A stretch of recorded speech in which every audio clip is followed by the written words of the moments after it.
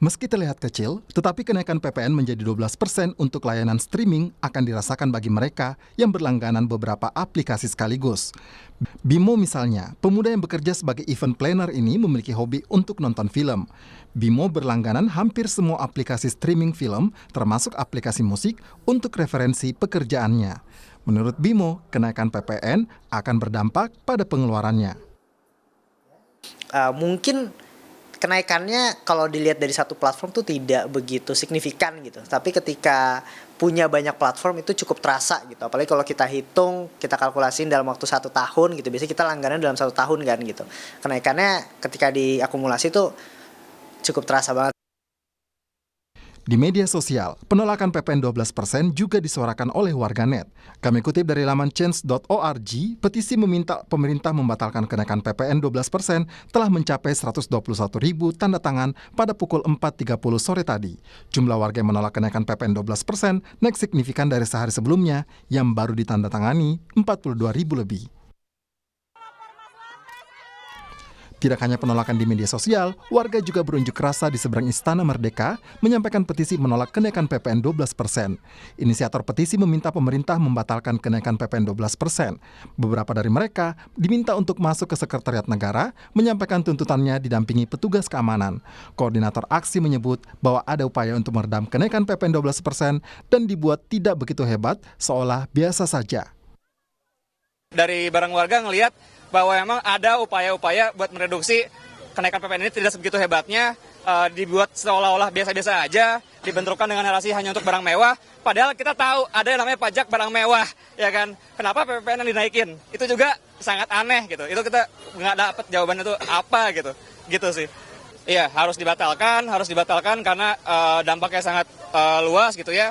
Saya nggak perlu mention satu lagi, udah banyak ahli yang ngomong juga, dan ya harusnya didengarkan ya, harapannya ya itu doang sih. Ketua Umum PP Muhammadiyah Haidar Nasir juga meminta pemerintah mengkaji ulang kenaikan PPN menjadi 12%. Haidar meminta setiap kebijakan yang dirumuskan harus berlandaskan keadilan sosial. Maka mungkin betul-betul dikaji ulang ya, sehingga kebijakan pajak itu juga ya memperhatikan aspek keadilan.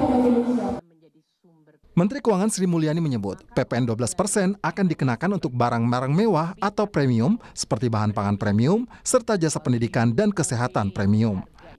Sementara daging yang dinikmati masyarakat secara umum berkisar 50 sampai 200 ribu per kilo, dia tidak dikenakan PPN. Demikian juga dengan kategori barang-barang yang memang dikategorikan sebagai mewah premium dan dikonsumsi terutama untuk kelompok yang paling mampu akan dikenakan PPN. Jasa pendidikan yang premium yang dalam hal ini pembayaran uang sekolahnya bisa mencapai ratusan juta, kesehatan yang premium dan PPN untuk pelanggan listrik 3.500 hingga 6.600 VA dikenakan PPN. Bank Indonesia memperkirakan kenaikan PPN menjadi 12% tidak akan berdampak besar pada laju inflasi tahun 2025. Meski diperkirakan akan menyumbang inflasi sekitar 0,2%, menurut Bank Indonesia angka ini tidak besar karena masih sesuai sasaran. Berdasarkan historisnya sekitar 50%-an yang di-pass-through. Nah, hitungannya ini mengakibatkan sekitar penambahan inflasi 0,2%. Tetapi apakah ini besar? Jawabannya tidak.